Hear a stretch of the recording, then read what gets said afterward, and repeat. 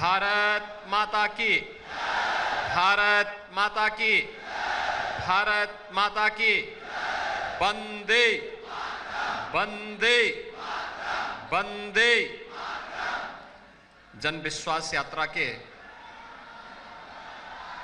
आज यहां पर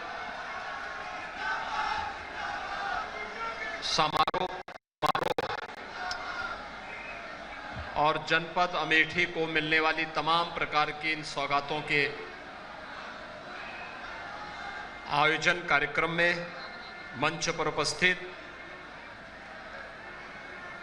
इस क्षेत्र के लोकप्रिय सांसद, केंद्रीय मंत्री माननीय श्रीमती स्मृति ईरानी जी, प्रदेश सरकार में मेरे वरिष्ठ सहयोगी, संसदीय कार्य, वित्त और चिकित्सा शिक्षा विभाग के मंत्री श्री सुरेश कुमार खन्ना जी, ग्राम्य विकास विभाग के मंत्री श्री राजेंद्र प्रताप सिंह उर्फ मोती सिंह जी, माननीय सांसद श्री विनोद सोनकर जी, प्रदेश सरकार में मेरे सहयोगी मंत्रीगण श्री मोहसिन रजा जी, सुरेश पासी जी, धर्मवीर प्रजापति जी, माननीय विधायक श्री मयंकेश्वर शरण सिंह जी, माननीय विधायक श्रीमती गरिमा सिंह जी, जिला पंचायत के अध्यक्ष श्री राजेश अग्रहरी जी, भारतीय जनता पार्टी के जिला के अध्यक्ष श्री दुर्गेश त्रिपाठी जी, पूर्व विधायक श्री तेजभान सिंह जी, आज के इस कार्यक्रम में उपस्थित जन विश्वास यात्रा से जुड़े हुए सभी हमारे वरिष्ठ पदाधिकारीगण, सम्मानित जनप्रतिनिधिगण और भारी संख्या में यहां पर उपस्थित अमेठी से जुड़े हुए सभी भाइयों बहनों, मैं इस भूमि को और यहां के नागरिकों का अभिनंदन करते हुए क्रांतिकारियों की, संतों, सिद्धों, ऋषियों की इस भूमि को मैं कोटि कोटि नमन करता हूं। भाइयों बहनों, अमेठी में मध्यकाल में ही एक सूफी संत हुए थे।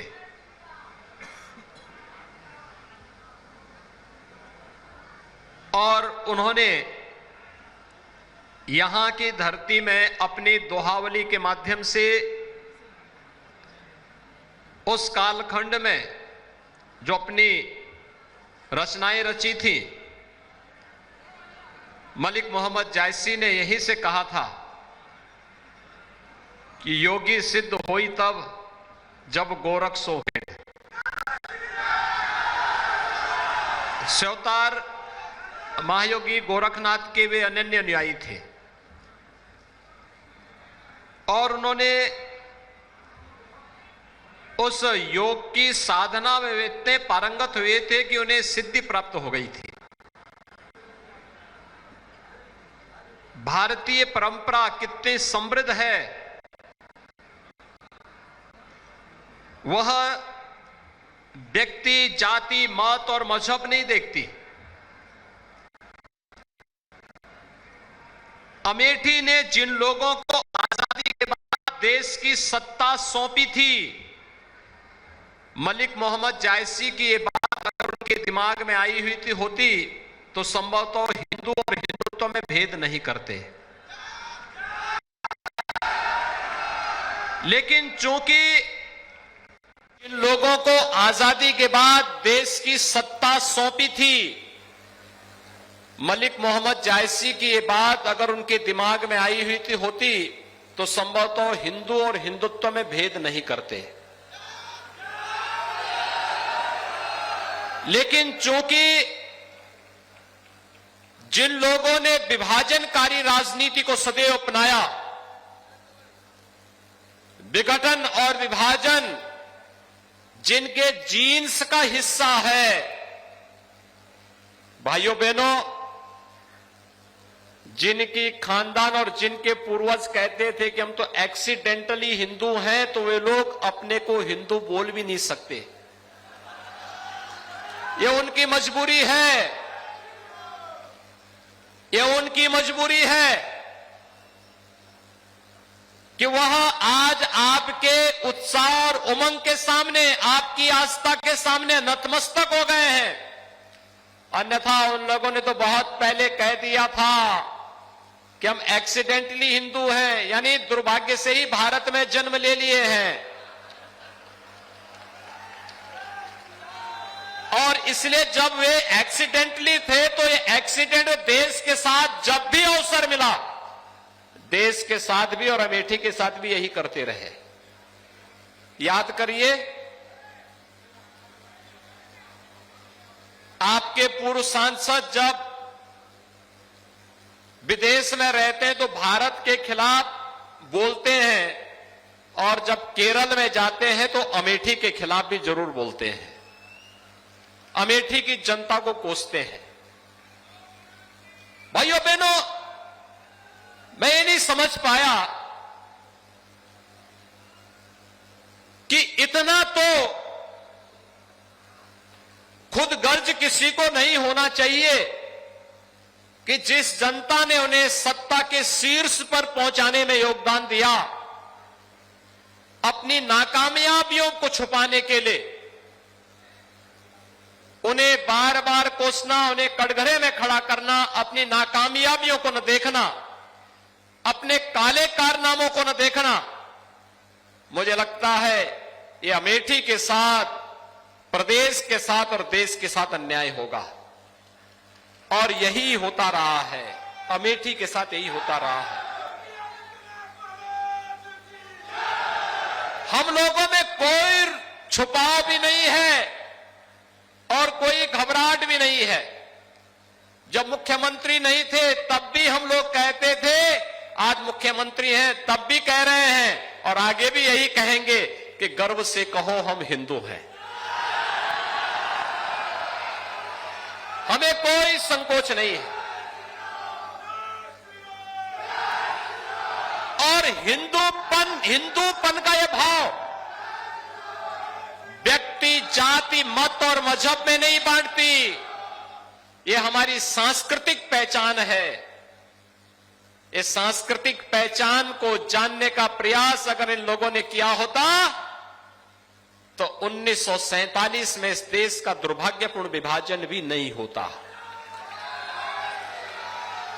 सत्ता के प्रति जो इनकी अति लालसा थी, इसने देश का भी विभाजन करवाया था।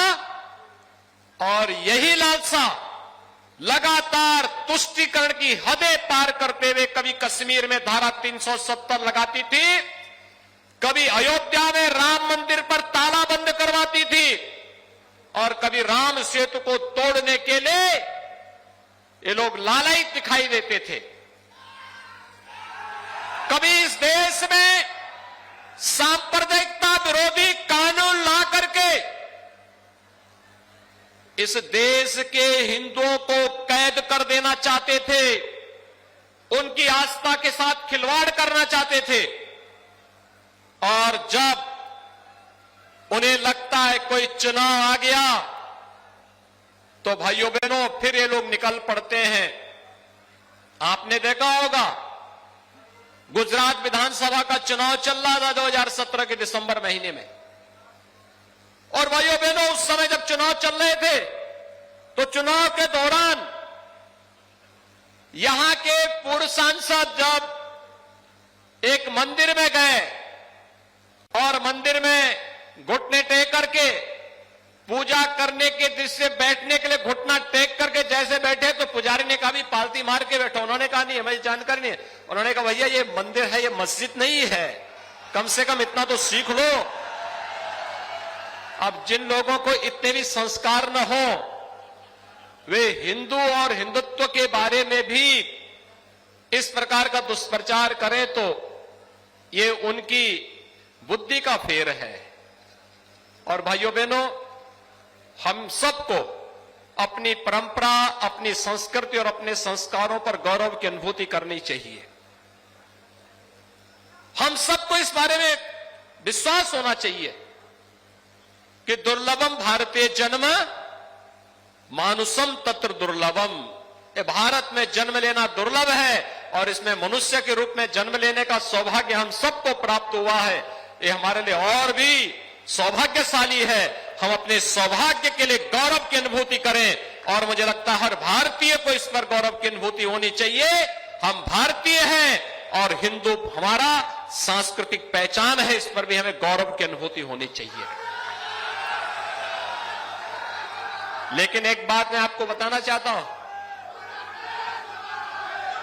भाइयों, मैं आप सबको एक बात बताना चाहता हूं। वर्तमान में पूरी दुनिया कोरोना महामारी से त्रस्त है। कोरोना महामारी के दौरान आपने देखा होगा केंद्र सरकार प्रधानमंत्री मोदी जी के नेतृत्व में पूरा देश का प्रधानमंत्री मोदी जी मार्गदर्शन कर रहे थे। समाज के हर एक तबके के लिए योजनाओं की घोषणा कर रहे थे। प्रदेश में हमारी सरकार कार्य कर रही थी। मैं देख रहा था कि कोरोना कालखंड में भी आपकी लोकप्रिय सांसद, आपके विधायकगण, भारतीय जनता पार्टी के पदाधिकारी आपके बीच में आकर के आपकी सेवा कर रहे थे। लेकिन उस समय कांग्रेस फर्जी बस के नंबर देकर के श्रमिकों के जीवन के साथ खिलवाड़ कर रही थी। आपने देखा होगा भाई बहन का फर्जीवाड़ा। 1000 बस का नंबर हमें दिए और जब मैंने उनकी जांच कराई तो पता लगा कि स्कूटर का नंबर दे दिया। ये तो एक वाहन का मैंने आरटीओ के यहां जांच करवाया तो पता लगा कि एक ट्रक जो पहले ही कंडम हो चुका कबाड़ी के यहां पड़ा हुआ उसका भी नंबर दे दिए। अब आप सोचिए, कोरोना से हम लड़ाई लड़ रहे हैं, एक एक श्रमिक की जान को बचा रहे हैं, कोटा से अपने युवाओं को वापस ला रहे हैं, प्रयागराज में प्रतियोगी परीक्षाओं की तैयारी कर रहे अपने नौजवानों को वापस उनके घरों तक पहुंचाने का कार्य कर रहे हैं। और कांग्रेस फर्जी बस का और स्कूटर का नंबर देकर के उनके जीवन के साथ खिलवाड़ कर रही थी। आपने दृश्य तो देखा होगा ना, जब हम लोगों ने एफआईआर दर्ज करवाई थी, कार्रवाई करवाई थी। और इसलिए कार्रवाई कराई थी क्योंकि सरकार की कार्रवाई में बाधा पैदा करके ये लोग अव्यवस्था पैदा करना चाहते थे। कहीं कोई भी कांग्रेस का व्यक्ति, समाजवादी पार्टी का कोई व्यक्ति, कोई नेता, कोई जनप्रतिनिधि, कोई पदाधिकारी उनके राष्ट्रीय अध्यक्ष से लेकर के प्रदेश अध्यक्ष तक या फिर एक सामान्य कार्यकर्ता से लेकर के उनका कोई जनप्रतिनिधि जनता के बीच में नहीं था। पिछले 2 महीने से जब चुनाव की आहट सुनाई दी तो ये लोग जहां तहां थोड़ा अपना दर्शन देने के लिए आ रहे होंगे। यानी ये चुनावी पर्यटन है। चुनावी पर्यटन के बाद फिर 4.5 साल तक ये लोग गायब हो जाएंगे, फिर नहीं दिखाई देंगे और फिर दिखाई दे रहे होंगे, आ रहे होंगे। कोई यात्रा निकाल रहा है, कोई कुछ और कर रहा है, अलग अलग काम धाम इनके होते हैं और उसी में फिर निकल पड़े हैं। लेकिन भाइयों बहनों, आज मैं आप सबसे कहना चाहता हूं, इस देश की तस्वीर को बदला है और इस देश के प्रत्येक नागरिक की तकदीर को बदलने का कार्य किया है प्रधानमंत्री मोदी जी ने पिछले 7.5 वर्ष के दौरान। हमने तो नारा कोई ऐसा नहीं दिया था, हमने कोई गरीबी हटाओ का नारा नहीं दिया। प्रधानमंत्री मोदी जी ने तो एक ही मंत्र दिया, सबका साथ और सबका विकास। और सबका साथ और सबका विकास का किया हमने। समाजवादी पार्टी की सरकार में, उनकी सरकार के 5 साल में 18,000 लोगों के लिए मकान स्वीकृत हुए, दिए नहीं, अभी कागजों में स्वीकृत हुए थे। और भाइयों बहनों, हमारी सरकार के 5 साल अभी पूरे नहीं हुए, हमने अब तक 43 लाख परिवारों को एक एक मकान दे दिया है। 43 लाख परिवारों को 2 करोड़ 61 लाख परिवारों को एक एक शौचालय दे दिया है। हर ग्राम पंचायत में एक एक सामुदायिक शौचालय भी दे दिया है। 1 करोड़ 43 लाख परिवारों को विद्युत का फ्री में कनेक्शन भी दे दिया है। और यही नहीं, 9 करोड़ लोगों को आयुष्मान भारत में और मुख्यमंत्री जन आरोग्य योजना में फ्री में 5 लाख रुपए हर वर्ष स्वास्थ्य बीमा का कवर भी उपलब्ध करवा दिया है। क्या कर रही थी कांग्रेस? 55-60 वर्ष के दौरान समाजवादी पार्टी को प्रदेश में 4 बार अवसर मिला था। क्या कर रही थी समाजवादी पार्टी? और बहन जी को भी 3 बार अवसर मिला था। क्या कर रही थी ये सभी? भाइयों बहनों, पिछले 7 वर्ष के दौरान देश को हर एक क्षेत्र में सफलता प्राप्त हुई। गरीब को राशन भी मिल रहा है, गरीब को मकान भी मिल रहा है, समाज के प्रत्येक तबके को सम्मान देने का कार्य भी हो रहा है और इंफ्रास्ट्रक्चर डेवलपमेंट के बड़े बड़े कार्य भी हो रहे हैं। ये पूर्वांचल एक्सप्रेसवे, कोई सोचता था अमेठी होके हुए जाएगा, लेकिन आज अमेठी का भी एक बड़ा भूभाग पूर्वांचल एक्सप्रेसवे के साथ जुड़ा है। और भाइयों बहनों, ये केवल एक्सप्रेसवे नहीं है, अभी तो इसमें औद्योगिक क्लस्टर बनने हैं। अमेठी के लोगों को यहीं पर उसके किनारे नौकरी और रोजगार भी उपलब्ध करवाने की कार्रवाई होने जा रही है। आज तो ये हकीकत है, इतने कम समय में एक्सप्रेसवे का बन जाना। अब एक्सप्रेसवे कोई इसको तो छुपा नहीं सकता, लेकिन हम लोगों ने बना के तैयार किया है। आज तो मेडिकल कॉलेजेस की एक श्रृंखला 1947 से लेकर 2017 के बीच 70 वर्षों में प्रदेश में केवल 12 मेडिकल कॉलेज बने थे। अगर मैं 1947 के पहले भी जोड़ दूं तो कुल 17 मेडिकल कॉलेज बने थे प्रदेश में। और भाइयों बहनों, आज हम लोग प्रदेश में 35 नए मेडिकल कॉलेज बना रहे हैं। 4.5 वर्ष में 35 नए मेडिकल कॉलेज, जिसमें अमेठी का भी एक मेडिकल कॉलेज है। मेडिकल कॉलेज के लिए तिलोई में आज भारतीय यानी यहां पर 200 बेड्स का हॉस्पिटल भी यहां पे लोकार्पित हो गया है। भाइयों बहनों, ये विकास की प्रक्रिया पहले भी चल सकती थी। ये गरीबों को मकान, गरीबों को शौचालय, गरीबों को विद्युत का कनेक्शन, गरीबों को रसोई गैस का कनेक्शन, गरीबों को स्वास्थ्य बीमा का कवर, फ्री में टेस्ट, फ्री में उपचार, ऑक्सीजन के प्लांट लगना। स्मृति जी न जाने कहां कहां से ला करके हर हॉस्पिटल में एक एक प्लांट स्थापित कर दिए हैं। पर्याप्त मात्रा में ऑक्सीजन प्लांट आज लग चुके हैं। क्या कर रहे थे लोग 50 वर्षों तक? विकास की सोच थी नहीं। लेकिन मैं पूछना चाहता हूं, ये पैसा पहले कहां जाता था? आपकी समझ में आया होगा। ये जो गरीबों के आज मकान पैसे से हम लोग बना दे रहे हैं, पैसा पहले भी था, लेकिन ये पैसा कहां जाता था? ये पैसा पहले चला जाता था सपा समाजवादी पार्टी के बबुआ के जो चिढ़ है, वो कह ही रहे हैं ना। चुनाव आयोग से उन्होंने गुहार की है कि छापे चुनाव के बाद डलवाना है। ये नोट की नोट गड्डियां जो निकल रही हैं, ये जेसीबी से जो नोट निकाले जा रहे हैं, आपने जेसीबी से मिट्टी निकलते हुए तो देखा होगा, लेकिन जेसीबी से नोट की गड्डियां निकलती हुए देखी हैं?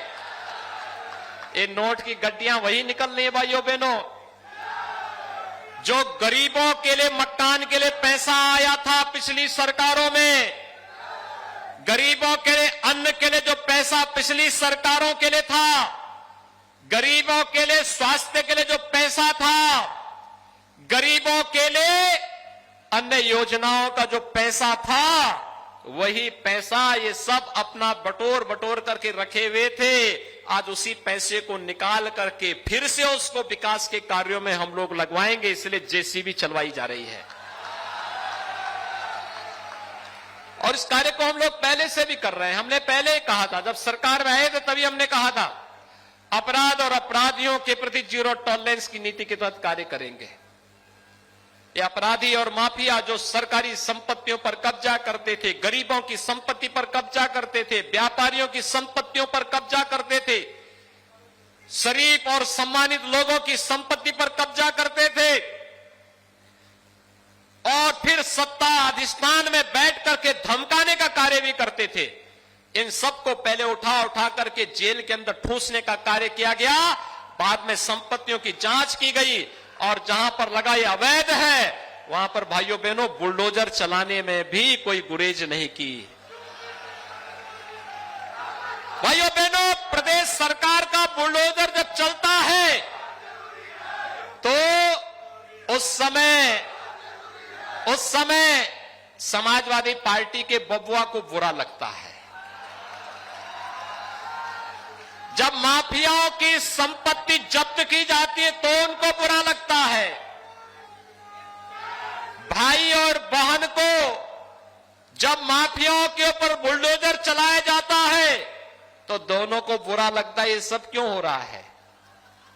ये लोग आतंकवादियों के खिलाफ दायर मुकदमों को वापस लेते हैं। ये लोग पेशेवर अपराधियों को गले से लगाते हैं। गरीबों के लिए आने वाले पैसे को हड़प जाते हैं। विकास की योजना में डकैती डालने का कार्य करते हैं। और जब प्रदेश सरकार अपराध और अपराधियों के प्रति जीरो टॉलरेंस की नीति के तहत कार्य करती है, पेशेवर माफियाओं के द्वारा अनैतिक तरीके से अर्जित की गई संपत्ति पर बुलडोजर चलाने का काम करती है, तो इनको बुरा लगता है। आप मुझे बताइए, क्या प्रदेश सरकार का बुलडोजर चलना चाहिए? सभी लोग सहमत हैं? आशीर्वाद है ना? आप लोग सहमत हैं कि चालू रहना चाहिए? ये चरेवेती होना चाहिए ना? ये चलते रहना चाहिए? सभी की सहमति है? तो भाइयों बहनों, मैं भी आपको यही आश्वासन देने के लिए आया हूं। आप मुझे एक बात बताइए, अयोध्या में राम मंदिर का निर्माण का ये भाई बहन बना लेते? याद करिए, सोमनाथ के मंदिर के पुनरुद्धार कार्यक्रम में जब पहले राष्ट्रपति जा रहे थे, डॉक्टर राजेंद्र प्रसाद जी, तो उस समय इनके परनाना ने विरोध किया था। यानी भगवान के मंदिर का हो रहा, उन्होंने कहा ये नहीं करना चाहिए। यानी कश्मीर में धारा 370 लगाने में उनको गुरेज नहीं थी, क्योंकि कश्मीर में धारा 370 आतंकवाद की जड़ थी। लेकिन सोमनाथ के मंदिर का विरोध जरूर कर रहे थे। भाइयों बहनों, अयोध्या में राम मंदिर का विरोध भी ये लोग कर रहे थे। और कुछ लोग तो कहते थे परिंदा भी पर नहीं मार सकता। आज जो कह रहे हैं हम सत्ता में होते तो मंदिर का निर्माण अब तक कर चुके होते, तो फिर राम भक्तों पर गोलियों चलाने वालों माफी मांगोगे? राम भक्तों से क्या माफी मांगोगे इस कार्य के लिए? राम भक्तों का नृशंस हत्या करने वाले लोग आज मंदिर की बात कर रहे हैं। यही आपकी ताकत है भाइयों बहनों, यही ताकत है आपकी। आज सब आपके सामने नतमस्तक है, और ये इसलिए आपके सामने नतमस्तक है क्योंकि इन्होंने पहले वंशवाद और परिवारवाद की राजनीति की। इन लोगों ने पहले जातिवाद के नाम पर समाज को बांटा, और जब इन्हें लगा कि मोदी जी के आने के बाद वंशवाद, परिवारवाद, जातिवाद ये सब चला गया कूड़े के दान में, अब तो देश के अंदर एक ही बात गूंज रहा है, वह बात है राष्ट्रवाद का।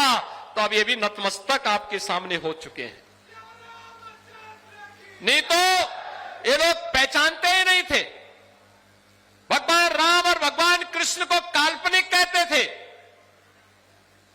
कहते थे कि अयोध्या में राम मंदिर का फैसला आ जाएगा तो खून की नदियां बहेंगी। मैंने कहा रे बेकार की बात करते हो।